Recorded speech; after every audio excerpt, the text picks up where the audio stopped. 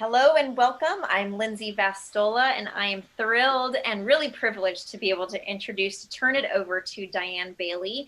She, if I may, in sort of a personal note, I've had the real privilege of being able, we've worked together on a few times. I've written some articles, and I think you've really even changed my perspective or helped me with my understanding of Tai Chi, taking something that seems so complex or sort of out of reach. And you have such a gift of being able to just help people communicate the benefit. And so I know you guys are all here because you might know Dianne and her work in Tai Chi, but she is incredible. You're all in for a treat. Dianne, it's a pleasure. I'm excited to see what you're here to show us today. Just a couple quick homework things. This will be recorded to watch later if you need.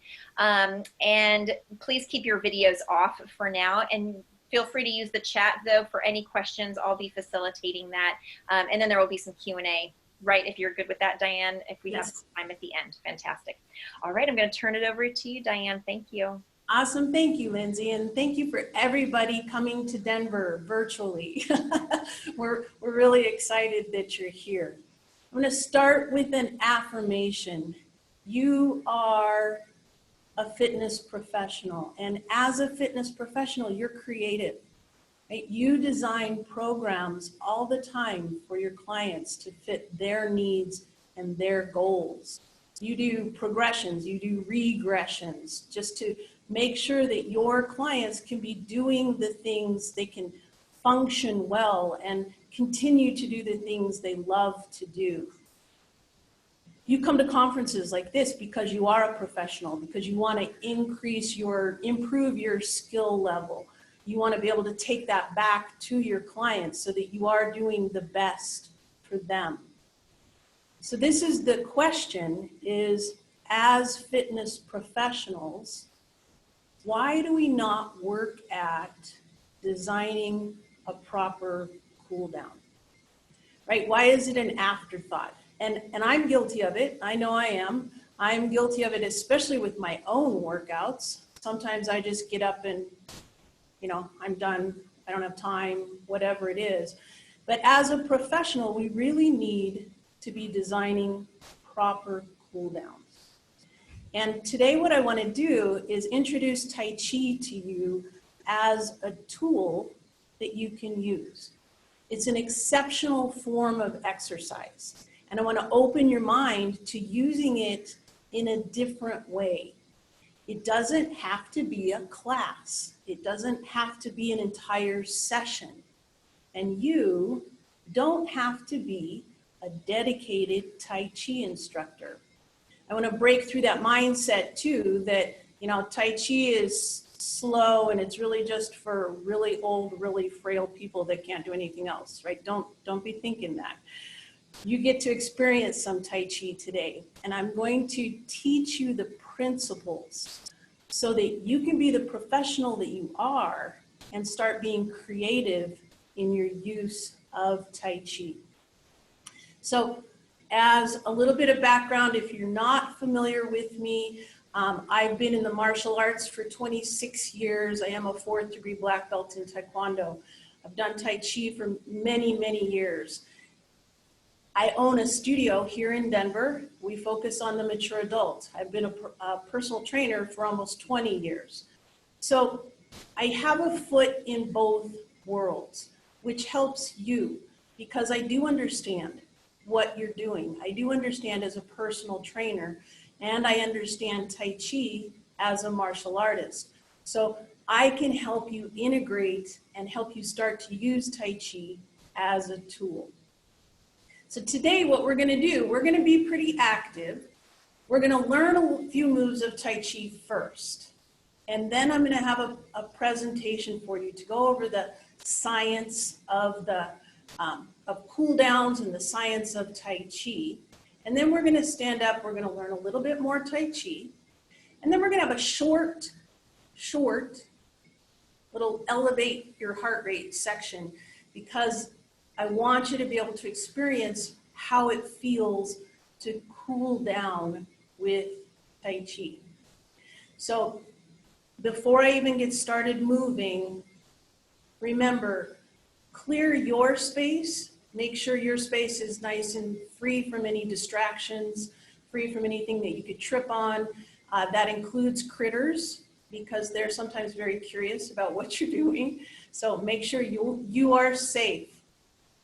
You own your own knees. You own your own hips. You know your own cardiovascular fitness.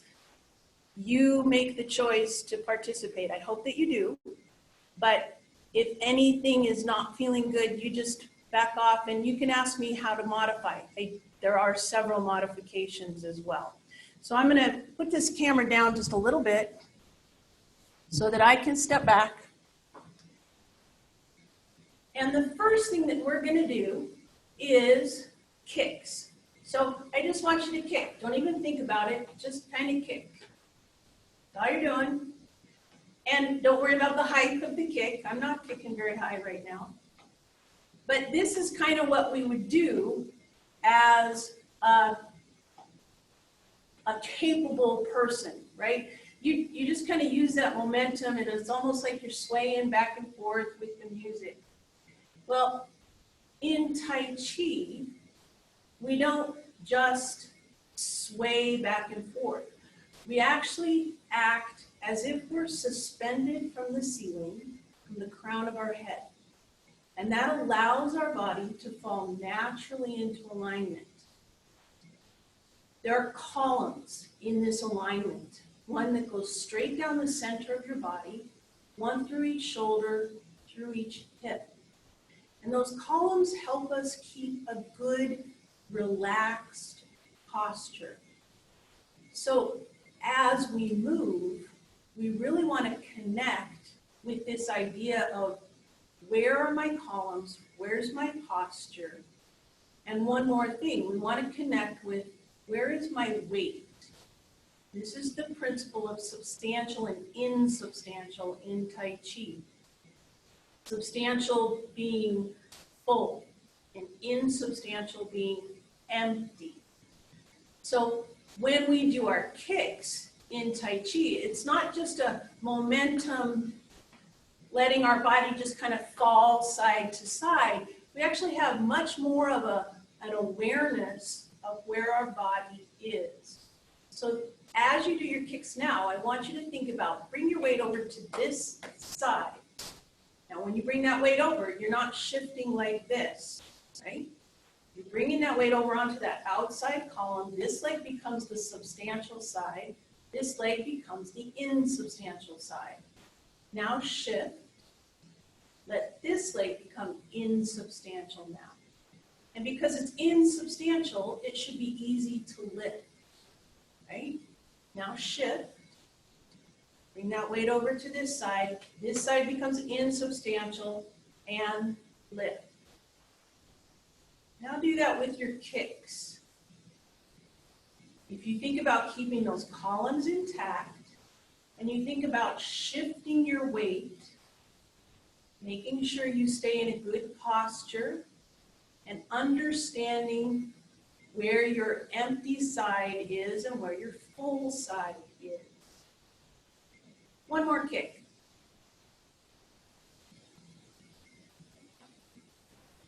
Those two principles, columns and substantial and insubstantial, you can take those back on Monday to your clients. And if you learn nothing else at all about Tai Chi, you can improve your client's balance like that, using that idea of making sure they know which side is substantial, which is insubstantial, keeping those columns intact. Now their balance has improved. It's amazing. They don't even have to know any Tai Chi at all. So there's my gift. You can take it back right away and use it for balance. Now I know that that's not about Cooldown, but that is one of the many benefits of Tai Chi, is improving your balance. So now I want to teach you one more move, and it's called pushing chi. So I want you to bring one foot forward. I'm going to step back just a little bit. Bring one foot forward. Bring your hands to your hips. Bending that front knee just slightly. The back knee is a little bit straight, not locked. We never want to lock our joints.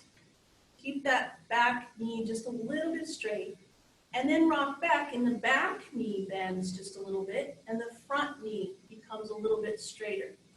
So it's a little tiny motion, rocking back and forth. Now there's another principle that's very important in Tai Chi, is moving from the Dantian. It's 2 inches in from the belly button and 2 inches down. It's the center of our energy in Tai Chi, and it's also the center of your balance. So we want to learn to move from the Dantian. So bringing that 1 foot forward, bring your hands to the level of the Dantian. And as you bend that front knee, let your hands float up and out. And then as you bend the back knee, bring your hands back towards your body. And pushing up and bringing it back. This is called pushing chi.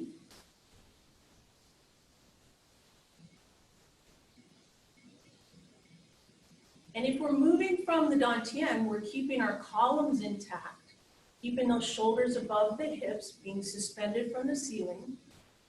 We're moving from the Dantian, that means we're not moving from our shoulders, right? If we move from our hands, right, where all of a sudden we can, if I turn even more to the side, you can see those columns are broken. Whereas if I keep my columns intact and I move from here, what happens? It actually becomes a much easier, relaxed motion, right? This kind of motion is not very relaxing. You should try this. Nobody's looking at you anyway, so go ahead and try it. Right? That's not relaxing.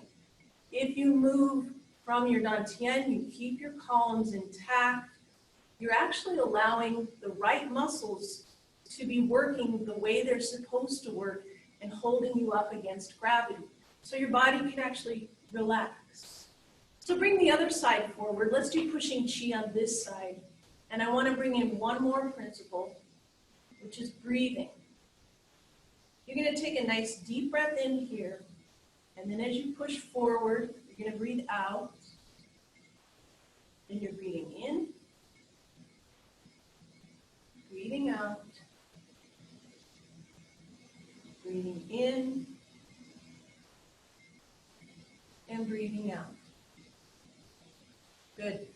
The principle of the breathing is in Tai Chi is actually a very important part of the relaxation response, which is an important piece of our cool down and why we want to use Tai Chi as a cool down.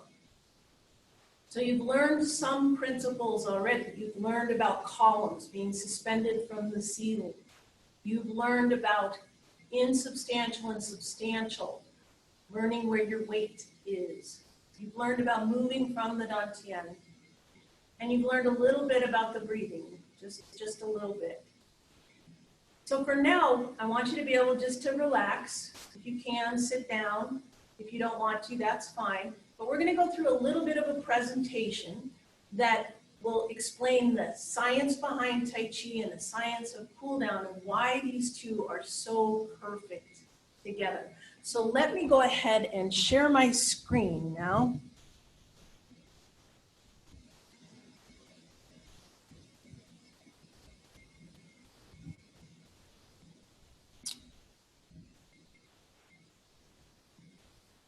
And there we go. So obviously the perfect cool down, that's my opinion, but you'll see why I think that.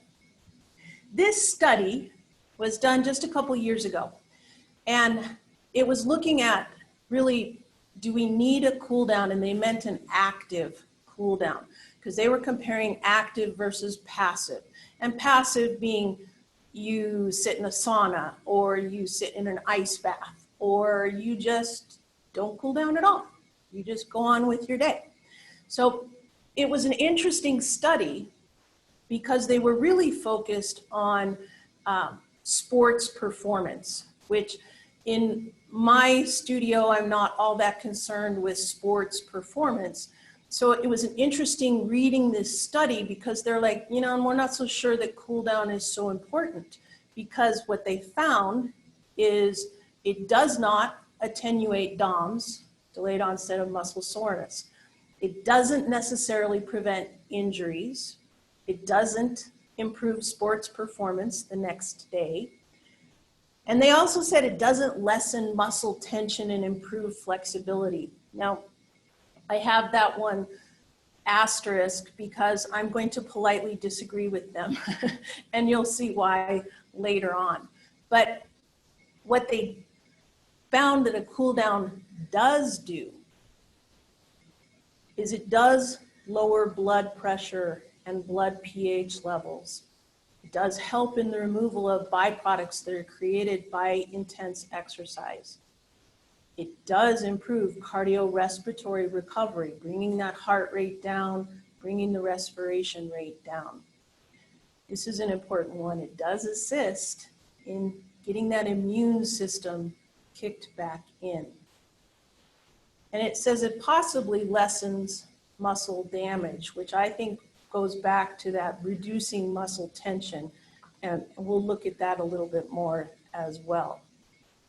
But it was an interesting read because in our professionalism, right, we assume that what we know is right and we know we're supposed to cool down. So it was an interesting study to look at because they weren't so sure. Maybe it does, maybe it doesn't. But I believe that there are many things that our clients need and will actually benefit from in doing a proper cool down. And obviously, what I'm here to explain to you is how Tai Chi fits into that perfect cool down category. So what is Tai Chi? If you've been around me at all, you know this is a definition that I came up with. Tai Chi is a martial art that utilizes gentle flowing movements to enhance health in the body and the mind. And you've experienced just a few of the gentle flowing movements, and you'll get to experience more. But the point here is there's a purpose behind those movements. You're not just, oh, I'm flowing around and this is Tai Chi. Well, that's not it. There's a purpose to those movements, and there are many, many benefits to Tai Chi. This is just a list from Mayo Clinic that Tai Chi, and these are proven benefits. These are many studies that have proven this. It says it improves balance and flexibility, and you've just witnessed how it can improve balance, reducing falls in older adults because of that balance improvement, improving sleep quality. If you look at the other side of that circle, reducing anxiety and depression, that's going to be key because what Tai Chi is exceptional at is reducing, getting you into the parasympathetic system, and we're going to talk a lot about that. Reducing your stress, lowering your blood pressure. And the bottom circle is one that we often just kind of pass by. But I want to focus on it today because it is an important piece of this cool down package. Tai Chi increases energy, agility, and overall feelings of well-being. That's key. If you think about your clients, you want that psychology of a session, of a class, to be a good one. You want them to feel welcome. You want them to feel challenged. You want them to feel great as they leave your facility. You want them to be anxious to come back for the next time. You don't want them to leave feeling exhausted and beat up, right? You want them to be energized. So this is an important key. Principles of Tai Chi, as I've already mentioned, this is where the benefits of Tai Chi come from. It's not just from moving slowly, it's from applying these underlying principles to your movement, making it a very mind-body awareness, where instead of just swaying back and forth and using our momentum to kick, we actually understand what our body's doing. So we've already looked at columns. We've already looked at substantial and insubstantial. We've already looked at moving from the Dantian and a little bit about breathing. We're gonna, after this portion of the session, when we learn a little bit more Tai Chi, rotation is gonna be key. You'll find that rotation is very important.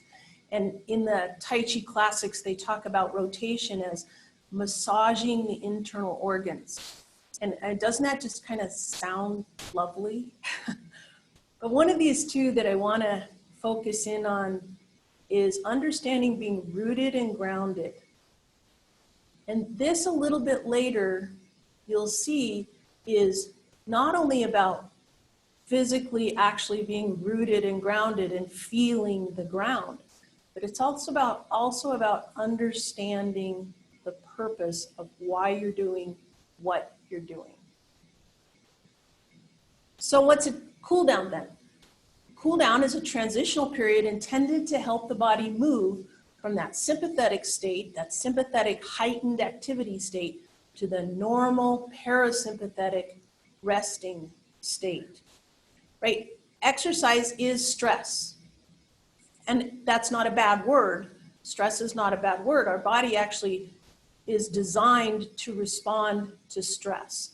And when we heighten that activity, we go into that sympathetic nervous system, which is that fight or flight system. The key to understand this, though, is we don't want to stay in that sympathetic side. We want to be able to live most of our lives in that parasympathetic side. So if you, just to remind you, that sympathetic fight or flight, your heart rate increases, your blood pressure increases. It makes your digestive system slow down because you don't want to be working on digesting your food, right, while you're running. It suppresses the immune system. Your body's on high alert. And like I said, when it's all temporary, this is good. It's what our body's designed to do. But we have two systems. The sympathetic one is there to respond, but we want to live on this right-hand side. We want to live in this parasympathetic side. And I picked this slide just to point out, if you look at that picture of the brain and that long nerve coming out on the left side, that's your vagus nerve. That's a key to getting into your parasympathetic system. So the vagus nerve actually helps you decrease your heart rate, decrease your respiration, and decrease that vascular tone, meaning it opens up and makes the blood vessels less constricted. Okay? Things are not so tight. So remember that asterisk back at the beginning, that's important. It helps things loosen up. There's less tension in the body.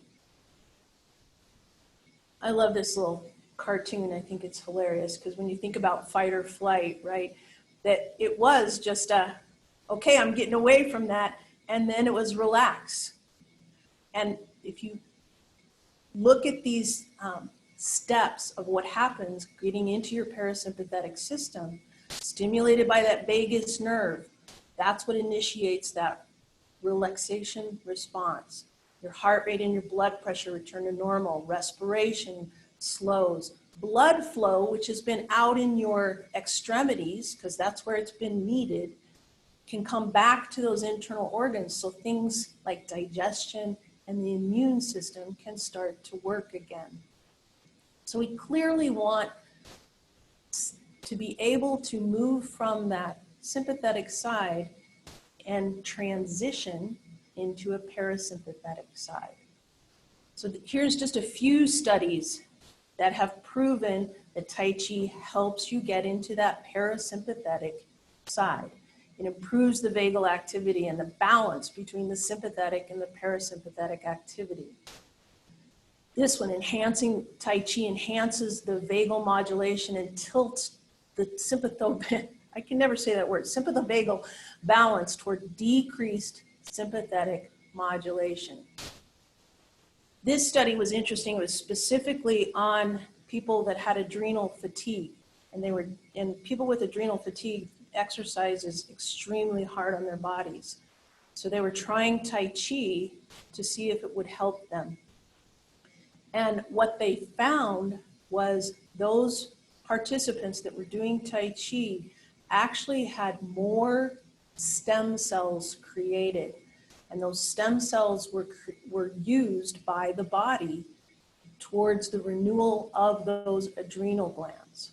And that last sentence says, Tai Chi is able to reduce the sympathetic nervous stimulation, or sympathetic nervous system stimulation. Helping that sympathetic side calm down is vital to allowing the body to relax and the adrenals to heal. So this is something we want to give to our clients, right? We live in a world full of stress, and we add a little bit of stress when we're exercising.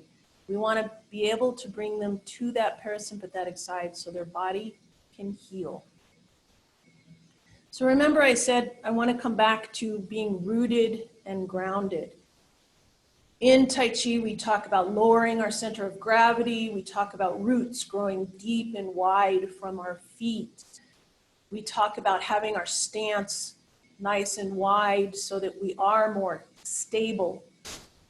But one of the other pieces of being rooted and grounded in Tai Chi is understanding the intent and purpose of that movement. If you think back to our pushing Chi, you're actually pushing an opponent away from you. If you're rooted and grounded, you're going to be able to push your energy and move your opponent away. But understanding why you're doing what you're doing, understanding that intent and purpose is actually very important as well. So what is the purpose of a well-designed cool down? We've talked about it. We want it to lower your heart rate. We want it to lower your respiration rate. We want it to help that blood flow to get back to the internal organs. We want to help the immune system reactivate. We want to reduce muscle tension and increase flexibility. If we stay tight like this, it's hard to get into the parasympathetic system. So it's important to allow your body to relax. It's important to, after you've built those, you've used those muscles, and that's good, now let's reduce that muscle tension. And again, mental resetting, helping someone feel good about the workout, ready to face their day. That cool down, if it's designed properly, can do that.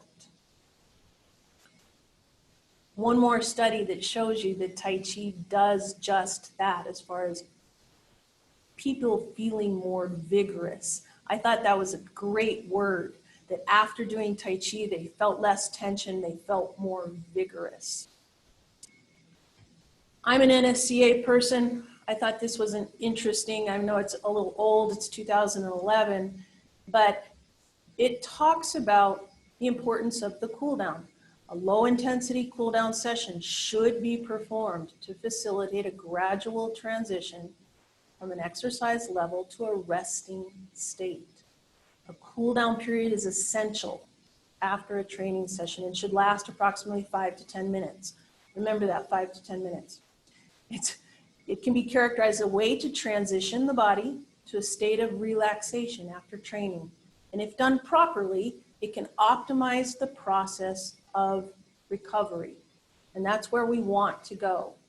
And this last sentence, this is something that we haven't talked a lot about, but the pooling of the blood, because you've had the blood out in the extremities, if you don't, especially with older people, help them to get that blood back to where it's supposed to be, there is some problem, there have been some problems with fainting, and we don't want that. So a proper cool down helps with that. So we're back to that study at the very beginning, and they admitted at the conclusion that an active cool down should involve dynamic activities, so movement, dynamic movement, performed at a low to moderate metabolic intensity to increase blood flow, get everything back, but prevent development of substantial additional fatigue. Tai Chi answers that first one beautifully. Low to moderate mechanical impact to prevent the development of additional muscular damage. Again, Tai Chi answers that one beautifully. This third one I laugh at. Be shorter than approximately 30 minutes to prevent substantial interference with glycogen resynthesis. Well, I don't know very many of us that have time to do a 30-minute cool down, so no problem. We'll do the 5 to 10 that the NSCA says. And the last one goes back to that mindset, involving an exercise that's preferred by the individual athlete. And this is a gift that you can give your clients with a proper cool down using Tai Chi. They're learning something new, which is fun. They're learning something that maybe they've never been exposed to before. And it's helping them after their workout. It's helping them feel better. And it is helping their brain because they're learning something new. They're not just moving their body around or just sitting down or just sitting in a sauna, right? It's actually something that stimulates their enjoyment.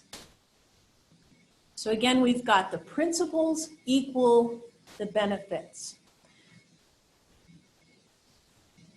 This is, if I say it too many times, I apologize, but it's so important that it's not just movements. And it's important in your cool down as well, because we want to make sure that we're doing all those things that are getting your heart rate down, getting your respiration rate down, helping your blood flow back, making sure there's no further muscle damage. Tai Chi is perfect for this. So I'm going to stop sharing my screen. I want you to stand up. If you're actually going to participate again, I want you to stand up, and we're going to learn a little bit more Tai Chi. Bring this down, and I don't think I got that down far enough. Okay. So we're going to learn a little bit more Tai Chi and learn some more of the principles. The first movement that I want you to learn is called brush knee. So if you bring one foot out in front like this, okay, you're going to bring one hand across that knee, and the other hand comes out straight. So if you think about, call back your columns, put one hand on top like you're holding a ball, one hand underneath. Bring that foot out. Now you're going to just brush that bottom hand across, and the top hand comes out like this. It's called brush knee. Let's put it together. You're holding a ball here. Step out, brush knee. Now it's very important that this low hand stays kind of in front, because if you brush knee like this, what have I just done? I've just broken my columns, and I'm not in a very comfortable position. Remember, it's important to keep those columns intact because it helps the body relax. So if you're holding the ball here, step out, brush knee. Good, let's try it on the other side. So now this hand is going to be high. Whatever side has the weight, that's the hand that's high for your hold the ball. So you're holding a little ball of energy. Here's what you're holding. You're going to step forward, brush the low hand across, and the top hand comes out. Okay. Hold the ball, step out, brush knee. Good, one more. Holding the ball, step out, brush knee. When I'm going to do two more movements, but what I want you to start to think about is how very easy these movements really are. Lindsay said it at the beginning. Sometimes it feels like Tai Chi is very complex, but it's not. It's actually very easy to learn, and your clients will enjoy this kind of new thing that they're learning. And if you even learn more and you learn the martial arts applications and you can explain to them what you're doing, that excites them even more. If you think about brush knee, what you're doing is you're blocking something low and you're hitting something at the same time. So that's the intent and purpose of that brush knee.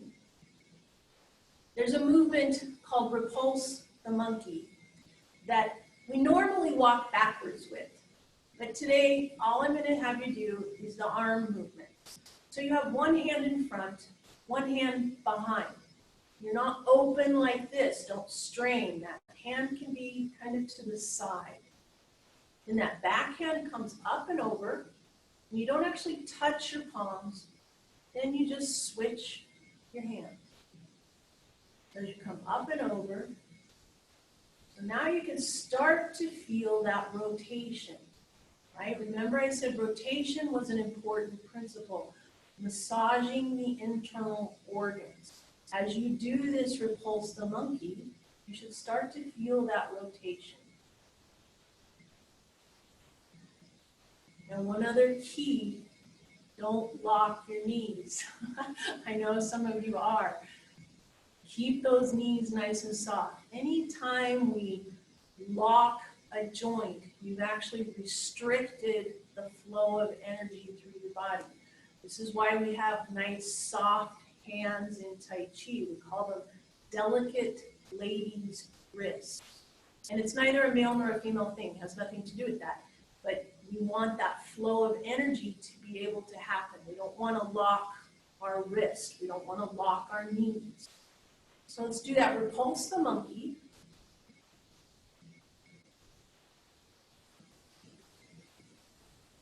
Just nice and soft, and rotate.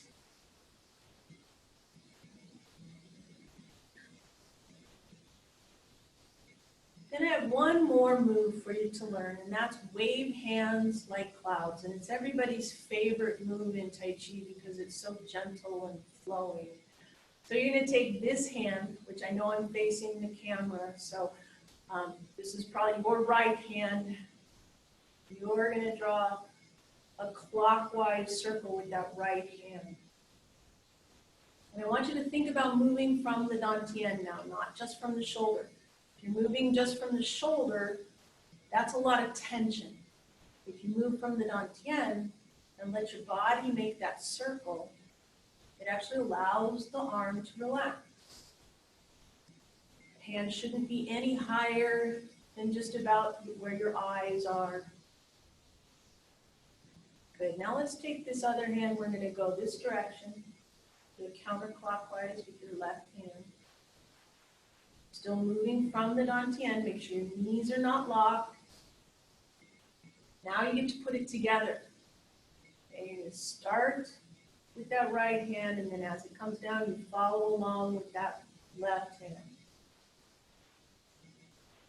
And again, if you can see that ball of energy as it passes in front of my body, it's really about holding a ball as you gently wave hands like clouds.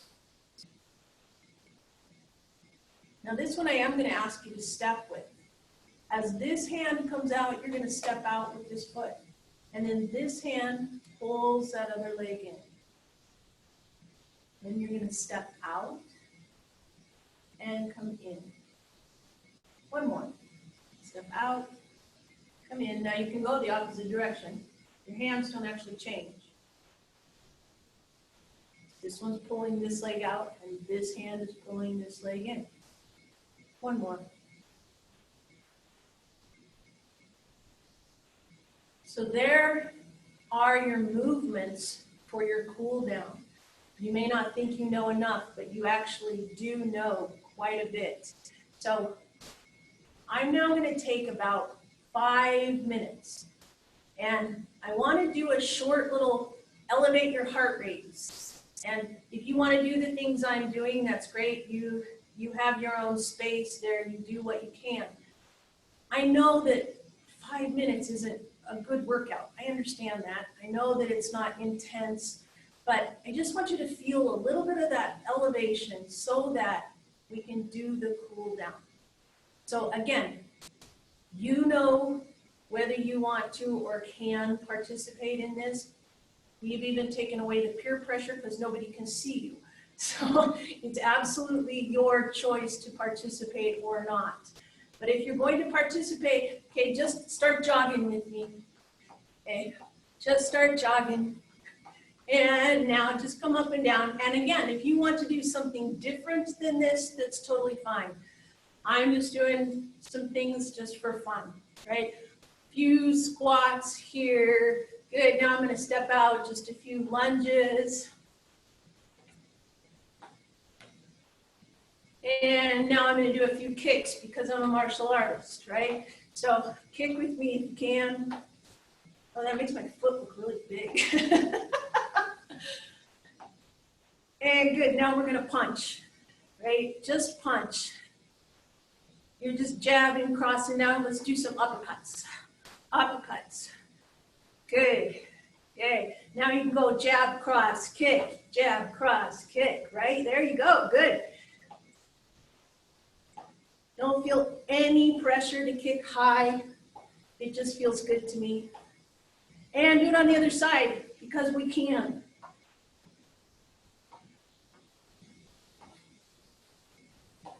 And good, now do jumping jacks.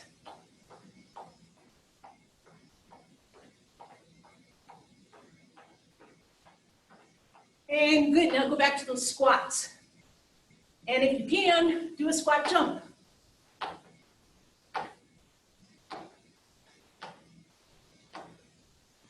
Notice that I'm not a basketball player. My clearance is about 1 inch. And good, now go back to those punches.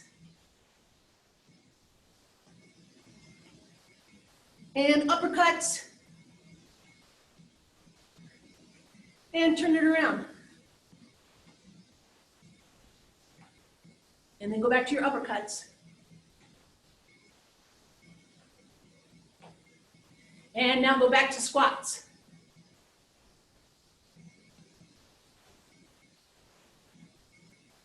See, and right about now, you're glad that you're not at my studio because we are at 5820 feet above sea level. One more. Good, okay, now do those lunges again.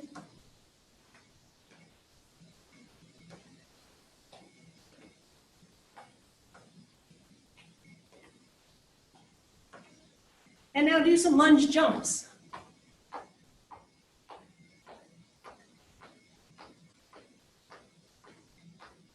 And go back to jumping jacks.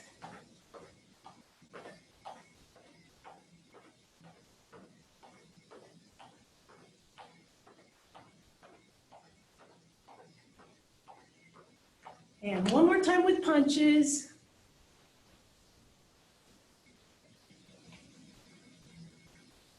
Uppercuts. And kicks. Okay, so now what I want you to do is just bring your knee to your elbow.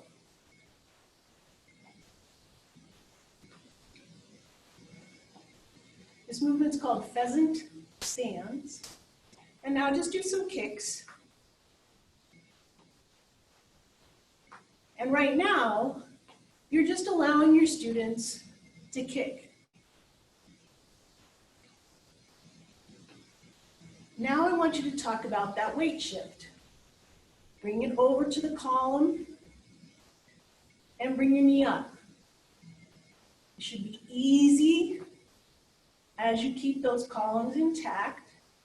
Thinking about that weight shift now. Slow it down.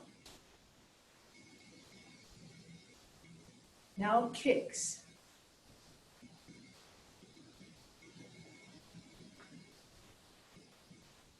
Thinking about the weight shift. And start to talk about these kicks being 4-part. Lift, kick, retract, down. Lift, kick, retract, down.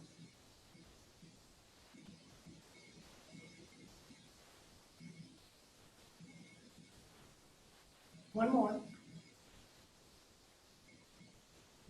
Now wave hands like clouds. A little bit faster than you normally would. But talk to your students about getting that rotation started. And coming back the other way.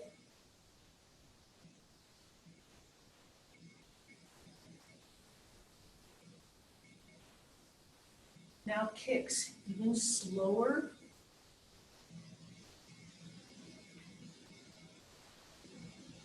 Now let's do our wave hands like clouds. Do it very slowly. Thinking about the breathing. Really start to incorporate some breath work now. Breathing in as one hand comes across, and breathing out as the other hand comes across.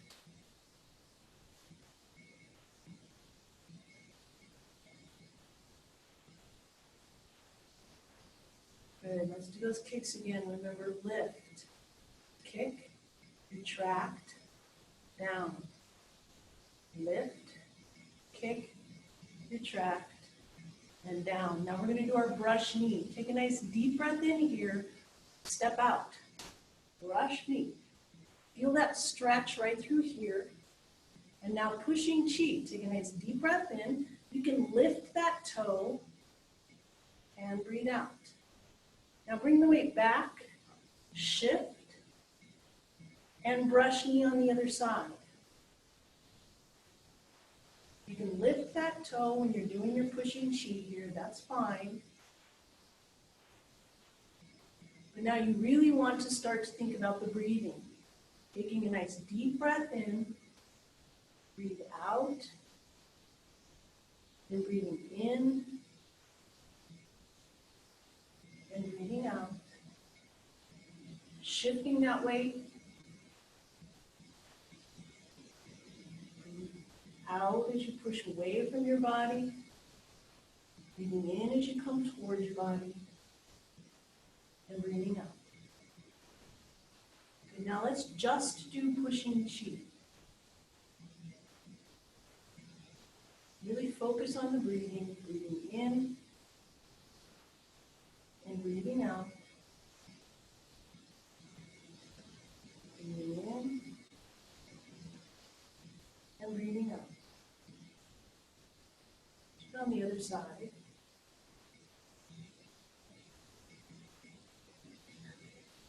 Breathing in, breathing out, breathing in, breathing out. Good, now we're going to do one that's called pushing the mountains, and no, I didn't teach you this yet. Breathe in, and push those hands out, breathing out. Breathing in as you gather it back. And then breathing out, let it sink. Breathing in, breathing out, breathing in, and breathing out. I'm going to add a level that you might want to use. Posteriorly tilt your pelvis as you come up, and an anterior tilt as you push out. And a posterior tilt as you pull it in, and then an anterior tilt as you come down. Let's do it one more time. You don't have to add that piece, but a little bit of pelvic mobility is actually a good thing. Now we're going to end with what we call heaven and earth. So you're taking a nice deep breath in. Your hands are about 6 inches apart. Follow your fingertips with your eyeballs. Extend all the way up. Then you start to breathe out as you open up, hinge. Proper hip hinge. Feel that stretch in your hamstrings. Breathing in as you come up. And then breathing out. So breathing in as you extend all the way up. Breathing out, look to the other side. Hinge from the hips. Breathing in as you come up. And breathing out. Take a nice Deep breath in. Breathe it out. One more. Breathe in. And breathe out. So there, now don't you feel a lot more like you're able to go out into the world and you feel more relaxed? Your body feels like, yes, I could do this. It's fun for them to learn. Even the names of the movements are fun for people. Repulse the monkey, wave hands like clouds. Those things are, it's just that mental stimulation of learning something new, but it's also that mental relaxation. So this workout that you just did, I'm going to share on your handouts for the workshop. You have this whole routine here. And what I've given, what we've put together for you is not only the routine itself, but pictures so you remember how to do them and descriptions so that you remember how to do them. Now, as you notice, those first two had snake creeps, pheasant stands, and then kick, smash, and box the ears. I only had you do pheasant stands and kicking. But that's part of what I want you to understand as well. I'm going to stop the share for a second, is that as you learn more Tai Chi, as you learn more movements, you can add different things. You can make your cool down in a different creative way. If you learn that snake creeps, this is one that's a real flexibility one, where you're pulling like this. It might have been a class where you were really working on that flexibility. So using that motion might be something you do. Kick, smash, and box the ears. Instead of just a kick, you might have them smash, lowering their center of gravity, and box the ears. Again, it's just something new for your students to learn. And much like the song in Sound of Music, right, do, re, mi, you have different tools that you can put together different routines. So I want to encourage you that that's part of why I started out talking about being creative, because the more you learn, the more you can use, the more you can create and keep your clients motivated to be coming back. I want to finish that, go back to that presentation. Again, remember, the principles are the important piece. The principles are what's going to help you help your clients. And just a second, I got to figure out, there we go. I want to encourage you to stop throwing away the cool down. Stop just making it be an afterthought. Help your clients leave refreshed and re-energized. It's so important. That mental piece is what's going to help them throughout the rest of their day. They're going to think good thoughts about exercise, and that's what we want them to do. There's many levels of learning. If you're interested in learning some more, I do have certifications in Tai Chi. I have a daily series. We're actually going to start a membership website. We're going to launch that later on this month, where that's a lower level of commitment that you can learn some Tai Chi. And we have lots of information on our YouTube channel as well, which is Open the Door to Tai Chi. If you look at that YouTube channel, there's a whole nother cool down workout for you there as well. So TaiChiSystem.com is my website. You can find out more information about what we have. And my email is Dianne@TaiChiSystem.com. I really do. I call my Tai Chi system Open the Door to Tai Chi. And that's really my goal, is to open the door to Tai Chi to everybody, so that the everyday person can get the benefits. We don't do Tai Chi to do Tai Chi. We do it to get the benefits.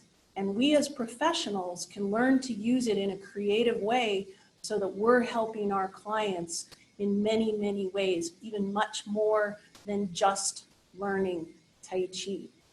So I don't know if there's any questions, Lindsay. I don't know where we're at with that. Hey, that was wonderful. Everybody's loving it. I think you have a few of your most avid fans on here too.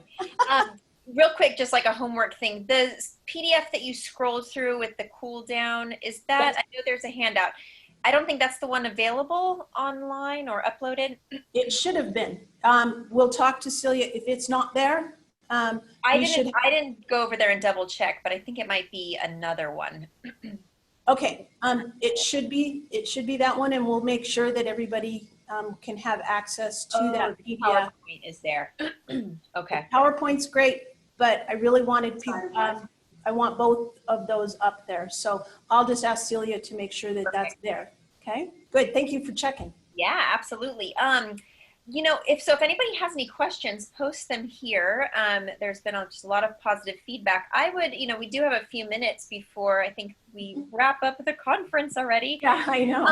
One thing, and I know we've talked about it, but as a fitness professional, in knowing the benefits of this, talk to how you can educate or help clients who might hear Tai Chi and not really know how to understand it or wear it. Talk about integrating it and introducing it in a way that opening the door to Tai Chi to your clients and the benefits of it.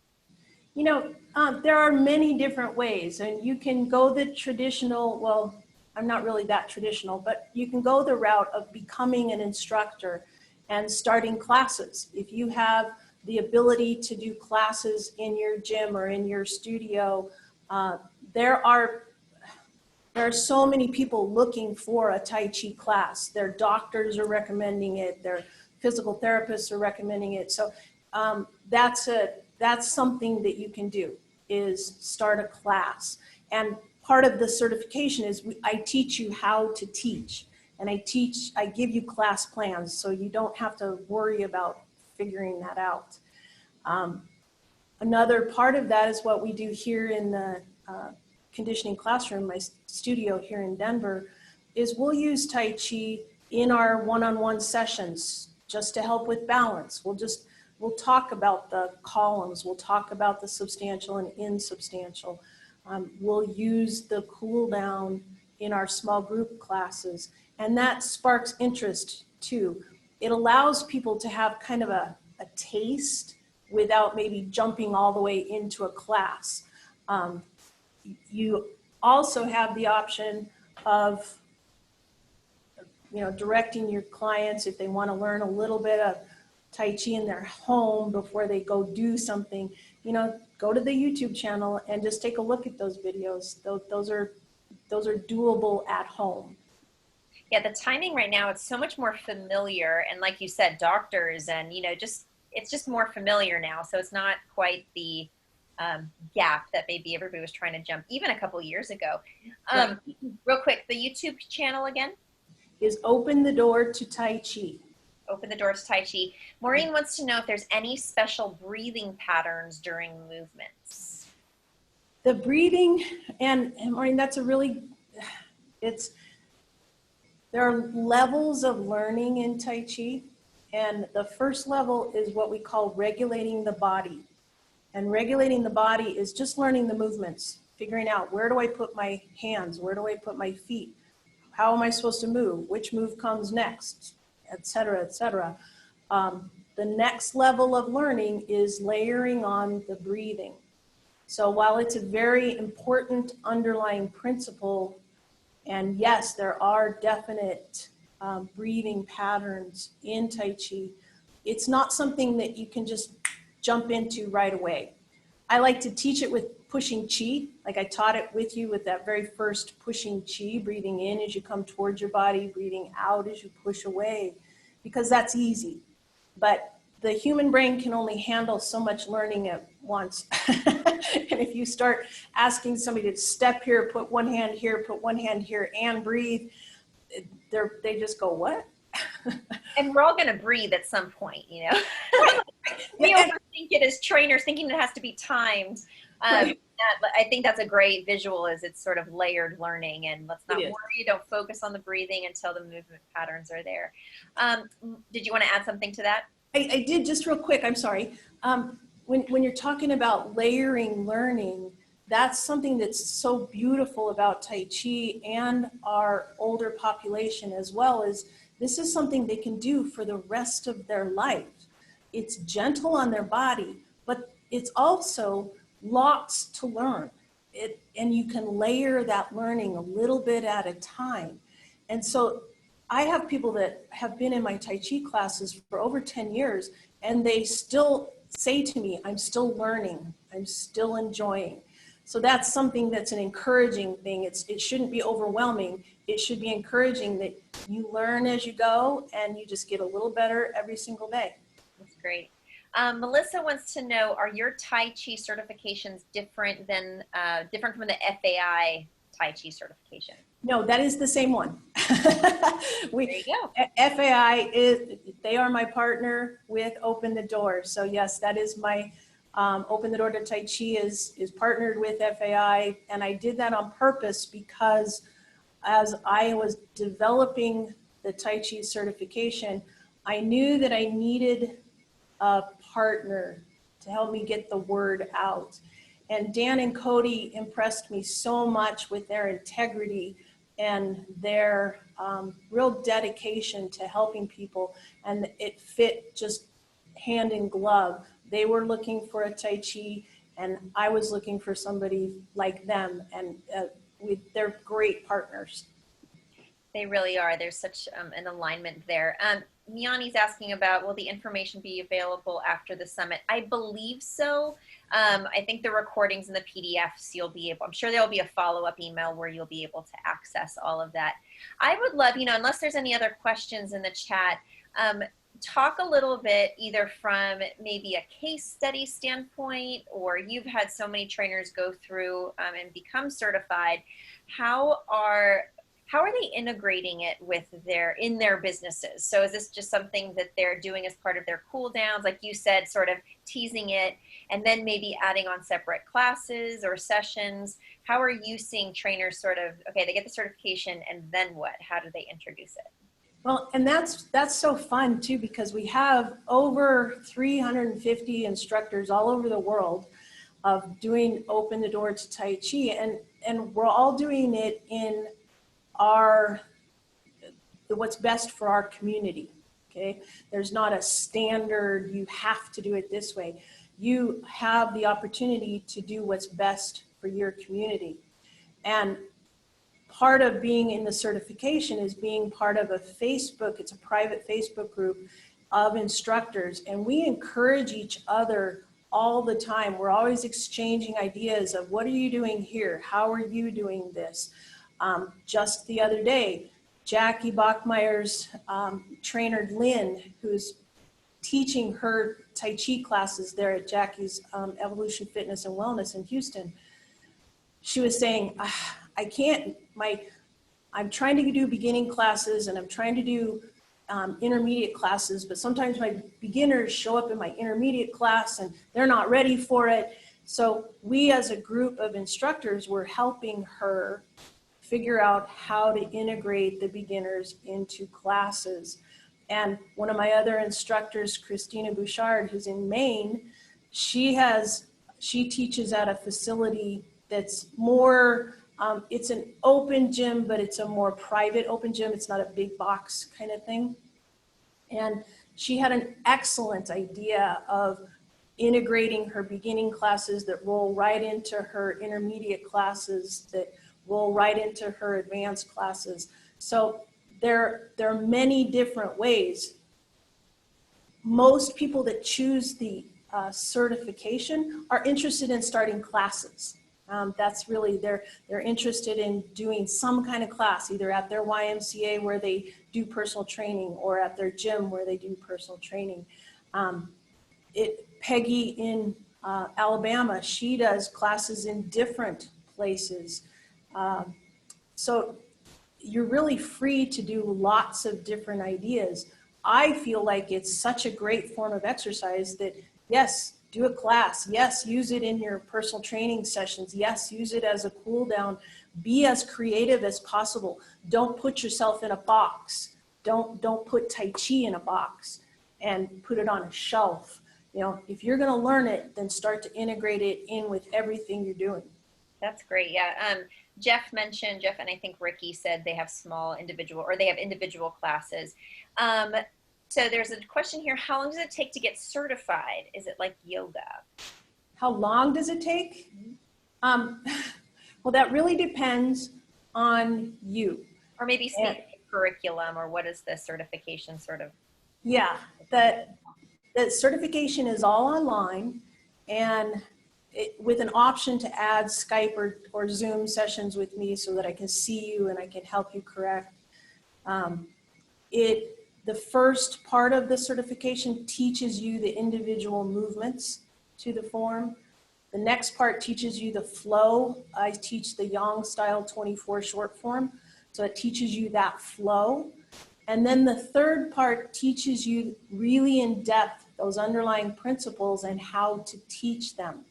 So those pieces of the puzzle are all part of this online certification. And just like Dan and Cody said this morning, you know, ideally you learn from me in person, but that's not possible for everybody to do that. So to put it online was actually a great way to do it because it allows people to learn at their own pace. Everybody has different lives, everybody has different things going on. So there's no time limit on the learning. You can learn, you can practice, you can pace yourself through the certification. Some people, if they have a background in martial arts, they go through it very quickly. Some people, it takes a little bit longer, but that's okay, because that's what I want, is I want people to take their time and invest in the learning. So I know that's a roundabout answer to how long it takes, but it really depends on you, your background, how much time you have to practice. So great. Yeah, it's great that it can be self-paced like that. Maureen asks, what about using it in a pool? Yes, Peggy in Alabama, she teaches water aerobics. She's used it. I know that Mary in Rechnenwald uses it in the pool.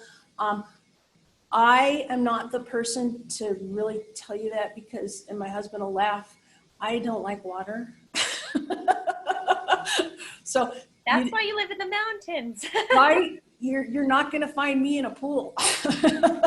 But yes, I have done it in a pool. I have. It's actually very fun to feel the flow of the water, and that's part of what we teach in Tai Chi, is that kind of keeping that energy flowing, and the water actually complements it very nicely. That's great. Any other questions or anything you'd like to add that you weren't able to get to? No, I just really appreciate being able to share Tai Chi, being able to share kind of a different aspect of it. I know that, you know, some people are a little scared of it maybe, and it's not scary.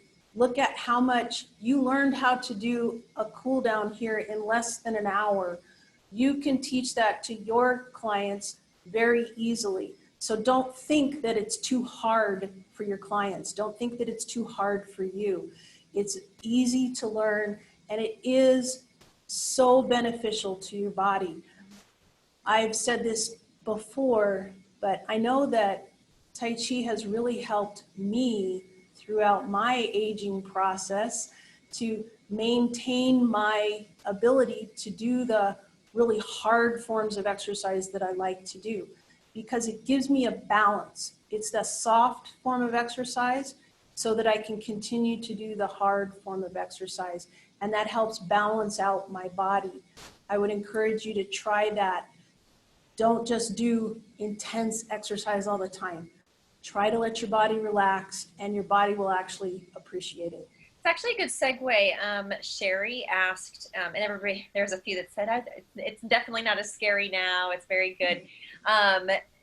Ricky's saying he's off of his blood pressure medications. Balance is fantastic. So, but Sherry was asking, how do you integrate personal training and Tai Chi at your studio? Case study. Sometimes it's a one-on-one Tai Chi instruction. Sometimes people just want to learn one-on-one, and we'll do a personal training session of just Tai Chi. Sometimes it's part of the session like a cool down. Maybe it's part of the learning process of just helping them with their balance. Say, I'm working on your balance here. Let's do a little bit of Tai Chi so that you understand columns and you understand substantial and insubstantial. And then we'll translate that into your lunges. And that helps them with their body awareness. It's a tool. And the more tools you have in your toolbox, the more you can help people. And sometimes it's just saying things in a different way. It clicks in their head, right? You may have said it 1,000 times to them about feeling their balance or feeling their feet or understanding where their weight is. Whereas if you talk about it in terms of roots growing out deep and lowering your center of gravity and keeping your columns intact, maybe that is a tool, that's a verbal tool that it clicks in their head. So that's what I want to encourage you is use it in any way you can. Yeah, there's so much diversity that it just layers on top of strength training. Yes. You could integrate it into, high intensity. There's so many different formats, classes, individuals. Awesome. Any other questions? I'm doing my last quick scroll here. I think we got to them. I took a Tai Chi course in college. A lot of the moves you showed today I learned in class. Good. Have fun.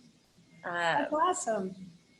Well, sometime, maybe next year when we're in Denver, maybe, you can come visit me in my studio and we can do some Tai Chi together. I'd love that. And they can connect with you. You shared your information and this replay will be here. So thank you so much, Dianne. This was wonderful. Well, thank you, Lindsay. Thank you for taking the time, and thank you everybody for making this summit just such a wonderful couple days. It's been outstanding. It really has. You know, just thinking about tying it back into Evan's talk, first thing, you know, learning our purpose and doing our best for our clients. Like I said, this is a tool that you can add to your toolbox so that you can be doing your best for your purpose for your clients. Wonderful. Dianne, thank you again. Thank you, everybody. Enjoy. If you're on live in 2 minutes, I think the closing with Dan and Cody will be going on, and we'll catch you guys hopefully next year in person. That's if right. not, I'm sure on that big World Wide Web. We'll all stay connected. Thank you again, everybody. Take care. See you later.